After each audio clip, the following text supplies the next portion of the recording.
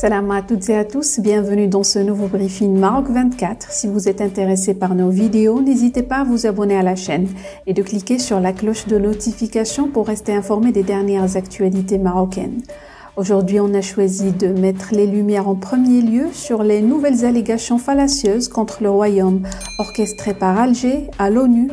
La délégation algérienne s'est attaquée au Maroc lors d'un débat public organisé par le Conseil de sécurité le 13 avril 2022. La riposte marocaine est venue par le truchement du représentant permanent adjoint du royaume aux Nations Unies, Omar Kadiri. Dans sa réponse, il a accusé l'Algérie d'être un violeur en série des droits de l'homme et du droit humanitaire international. On va vous parler aussi dans ce briefing du coup de tonnerre en Algérie et sur la toile après une publication de la compagnie aérienne algérienne qui, pour faire la promotion touristique de la ville de Tlemcen, a rappelé son histoire andalouse et surtout marocaine. Pour plus de détails, voici maintenant la revue de presse du samedi 16 avril préparée par l'équipe de Maroc 24.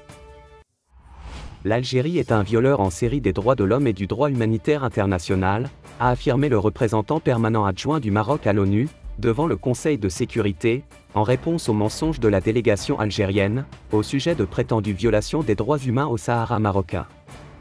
Omar Kadiri a fait observer que la délégation algérienne, qui s'est attaquée au Maroc lors de cette réunion qui n'est nullement en relation avec la question du Sahara, car portant sur les femmes la paix et la sécurité, tente une nouvelle fois d'induire la communauté internationale en erreur, et de s'en prendre au royaume à travers la répétition de mensonges de fabrication et de falsification, dénués de tout fondement sur la question du Sahara marocain.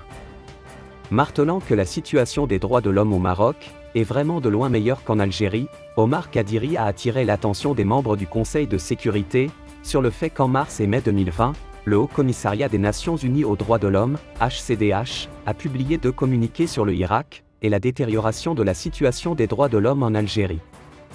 Le diplomate marocain a par ailleurs signalé qu'en évoquant le cas de la dénommée Sultana Kaya, la délégation algérienne prétend fallacieusement qu'il s'agit d'une soi-disant défenseur des droits de l'homme.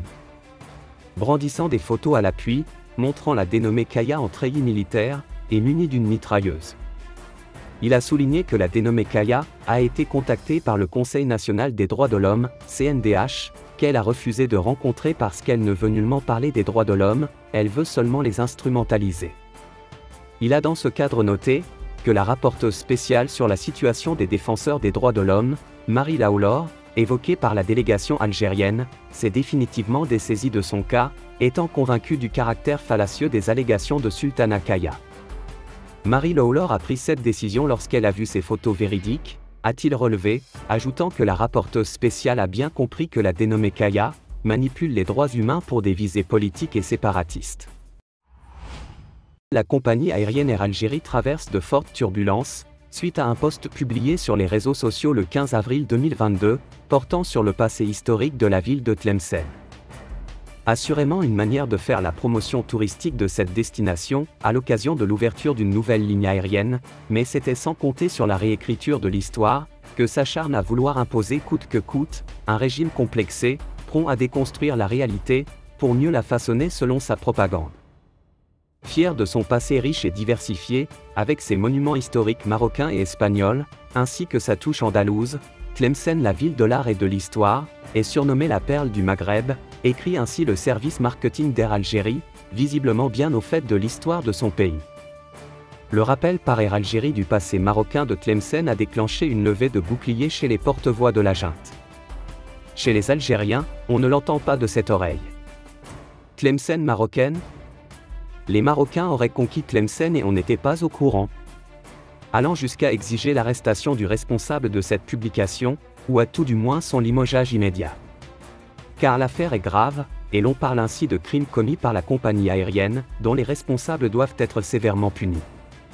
On réfute aussi cette fierté d'un passé andalou de Tlemcen qu'évoque Air Algérie. Quel rapport entre nous et l'Espagne, s'interrogent les uns, quand d'autres auraient préféré que l'on évoque Tlemcen, en tant que point de départ ou de retour des guerriers arabo-musulmans, lors de la conquête d'Al-Andalus. Face au déferlement de haine sur la toile, la compagnie aérienne algérienne a rectifié le tir en supprimant sa première publication, et en la remplaçant par un post beaucoup plus politiquement correct, aux yeux du régime algérien et de ses relais. Fier de son passé glorieux et prospère, Tlemcen, la ville de l'art et de l'histoire, surnommée la perle du Maghreb, annonce désormais Air Algérie. Plus aucune trace du passé marocain de la ville. N'en déplaise aux détracteurs d'Air Algérie, durant près de 8 siècles, de 790 à 1554, Tlemcen fut quasi constamment sous influence ou sous domination marocaine. Sauf durant quelques décennies à la fin du XIVe siècle et au début du XVe, rappelle l'historien français et africaniste de renom, Bernard Lugan, dans une chronique publiée dans le 360 sous le titre « Pourquoi Bougie et Tlemcen n'ont-elles pas créé l'Algérie alors que Fès et Marrakech ont fondé le Maroc ?» دشن فخامة الرئيس العديد من المنشآت ذات الطابع الثقافي والتاريخي على غرار القصر الملكي للمشور الذي تم ترميمه. Ils ont conservé un patrimoine qui a été perdu en Algérie.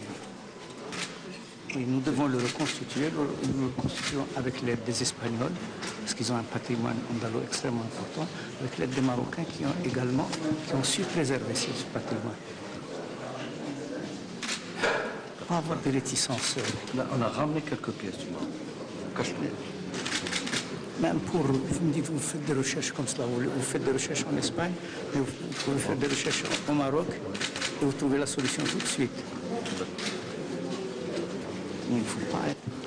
لا يوجد أي مشكل بين الجزائر والمغرب، أشار رئيس الجمهورية موضحاً أن قضية الصحراء الغربية هي قضية أممية، وأن المغرب بلد جار وشقيق ينبغي التعاون معه. القصر الملكي بالمشور الذي تم ترميمه بناء على تعليمات رئيس الجمهورية خلال زيارته لمدينة تلمسان سنة 2003، وهو يعد نسخة لقصر الحمراء بالأندلس من خلال القاعة الملكية وزليجه القراطي. متحف الفنون والخطوط الإسلامية لمسجد سيدي أبي الحسن حظي باهتمام خاص من طرف الرئيس.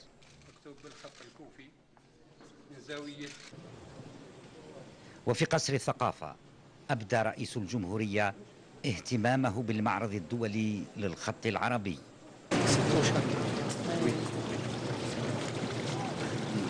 Quand on prend l'habitude de faire des choses comme cela, on s'aperçoit qu'en faisant, il faut juste pour que ce ne soit pas indigeste.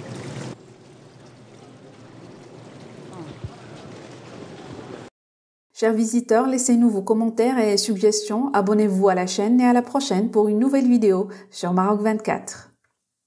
Pour rester informé, je vous invite à regarder les vidéos Maroc 24 qui s'affichent sur votre écran.